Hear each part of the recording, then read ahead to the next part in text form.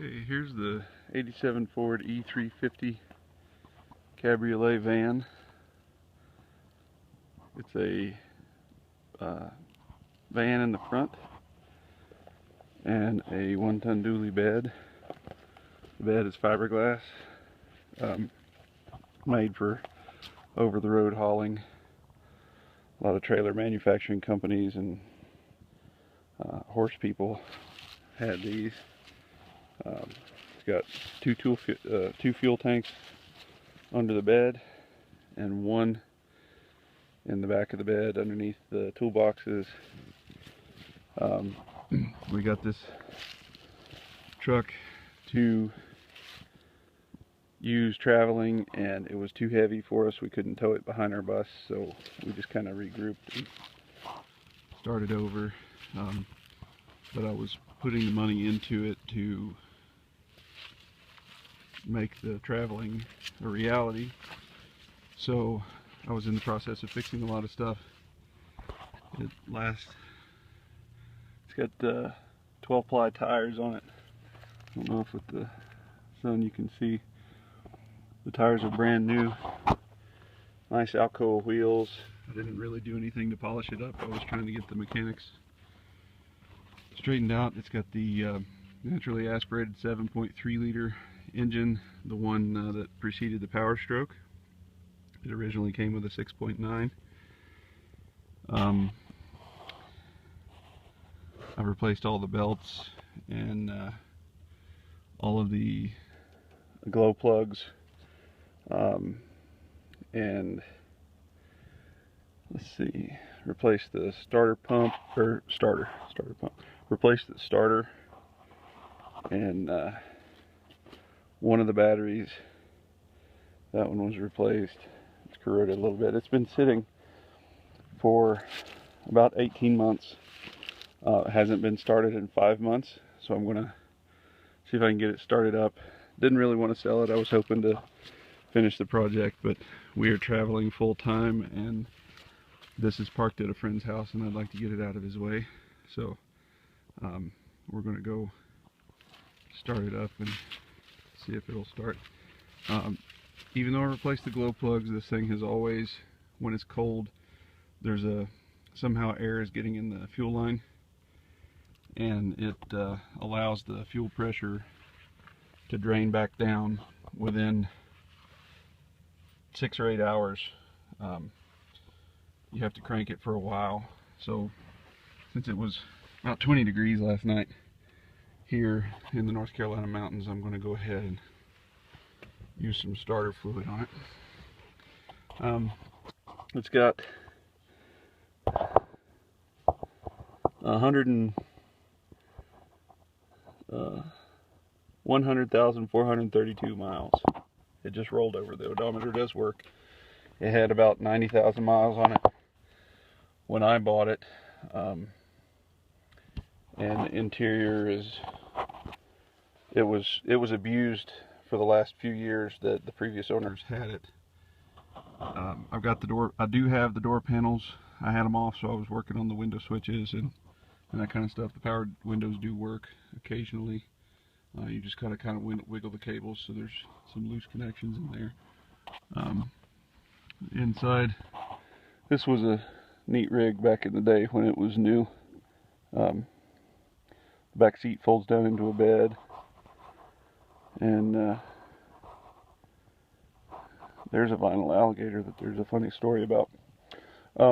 Anyway, it is what it is. It's a work in progress. If you need parts, or if you want to try to restore it, I think it would be a nice restoration project.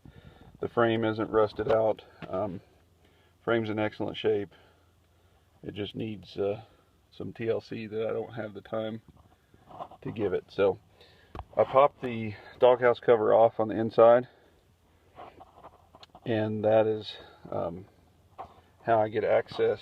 I don't think you can see it, it's in the shadow, but that's how I get access to the air intake, so I can hit it with a shot of starter fluid. So we're gonna see what happens.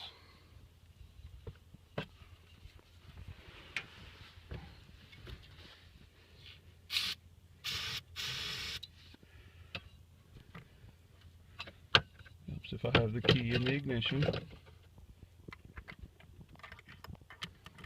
hard to do with just one person here.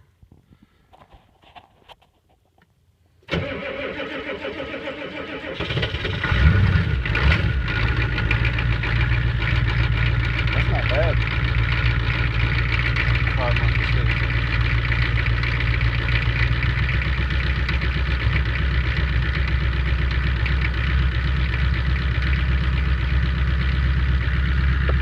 Actually didn't expect it to start that easy.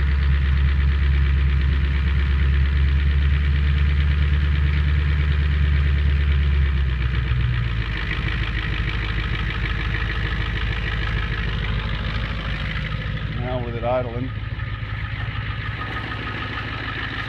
walk around here, you can see the other side. So, the engine runs pretty smooth. Not a powerhouse, these engines never were. Even though it's really cold, it doesn't smoke real bad.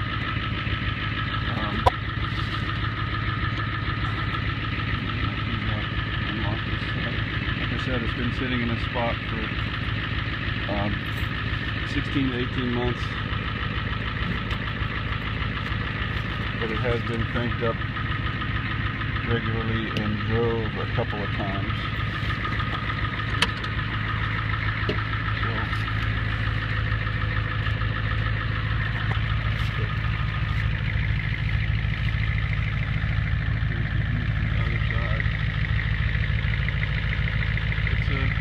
Project for sure,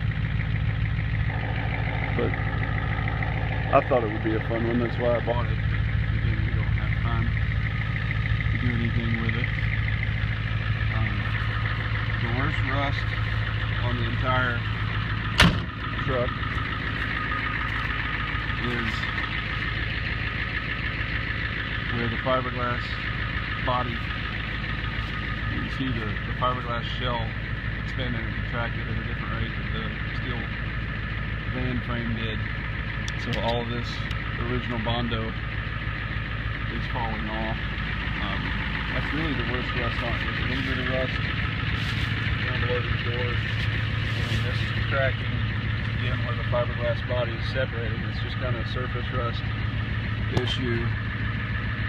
Nothing really more at this point. Let's see if I can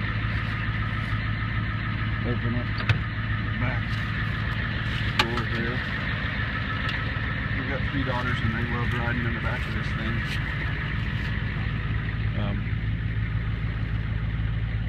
I've still got a little bit of stuff stored in it. It'll be cleaned out as good as I can get it before it leaves here. But again, there's the worst rust there. Not too bad considering the age. It really hasn't been driven much in the last at least 10 years.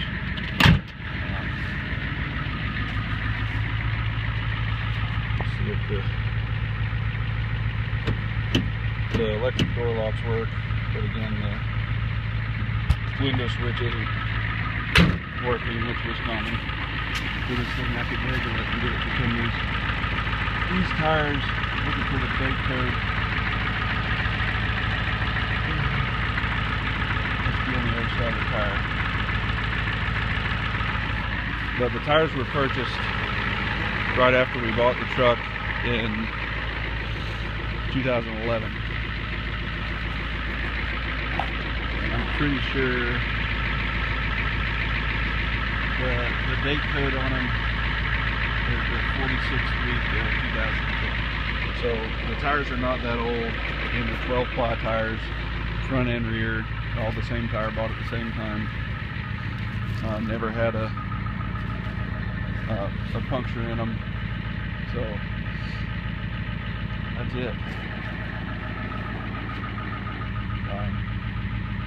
Don't know what else to tell you. I'll put some more stuff in the listing and hopefully it goes to a good home. I'd like to see it restored. Thanks for looking. Okay, I just restarted the camera after I shut the truck off. It warmed up for a few minutes, and we had originally used starter fluid to start it, and I wanted to show how I can start back no problem without the starter fluid. The temperature still hasn't come up very far, so you can still see that it's still pretty cold, but it starts right back up. So the temperature gauge does work. It just did not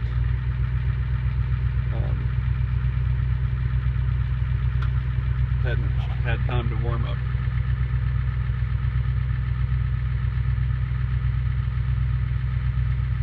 And I just had a new revelation as it was warming up. I tried to move it back just a little bit.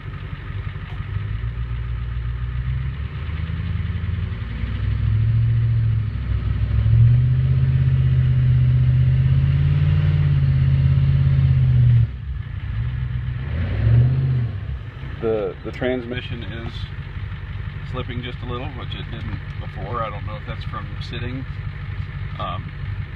but we did move back and forth a little bit, so it does work some. It may just be stiff from sitting so long, but so it is what it is. So if you have any questions, I'll be happy to answer anything you got. Thanks.